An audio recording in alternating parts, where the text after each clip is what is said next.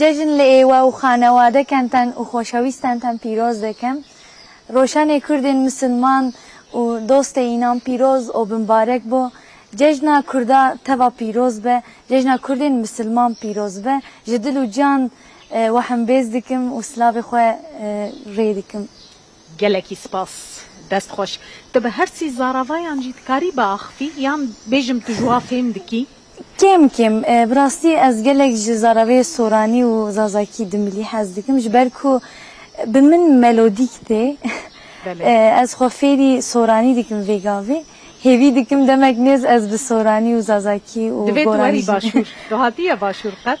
Belê ez hatim çanê ne wisa? Bi rastî tu hat kîjan bajaran? Ez çûm Duhokê, Hewlêrê, Zaxo, Amedî yani tu piranî geriyaye. Belê. Cil û bergê cudal bikartînî. Sponserên te hene yan tu bi xweş xwe re peyda dikî? Bi rastî ez ji cil û bergên Kurdî gelek hez dikim.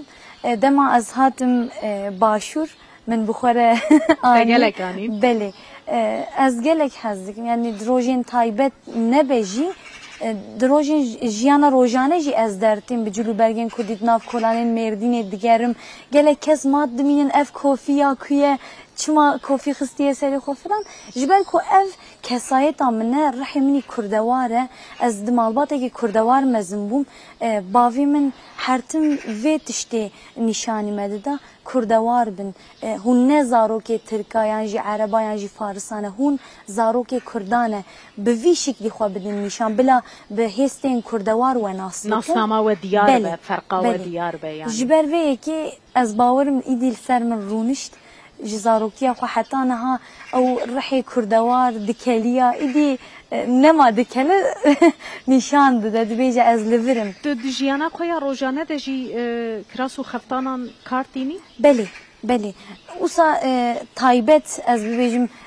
rojên biharê havînê filan dema ez derdikevim derve yan jî ez ê biçim sûkê kolanan bajar filan ez li xwe dikim û wisa derdikevim ji ber ku armanca min ew e bal bikişîne û em li xwe vegerin bi rastî cil û bergên me gelek xweşikin gelek ciwanin gelek lawin kêfa min gelek ji rengên me min got belkî sponsorên te hene yana min ê li gel xwe kiras û xeftanek ji te re vaniya bi rastî kêfam jî gelekî ji wan re tê lê bira ew be yani bira deyn be dostê min de ez kiras û xeftanekî xweşik ji te re bişînim ji bo tu vîdeoyeke taybet jî bûyî kiras û xeftanî tomar bikî.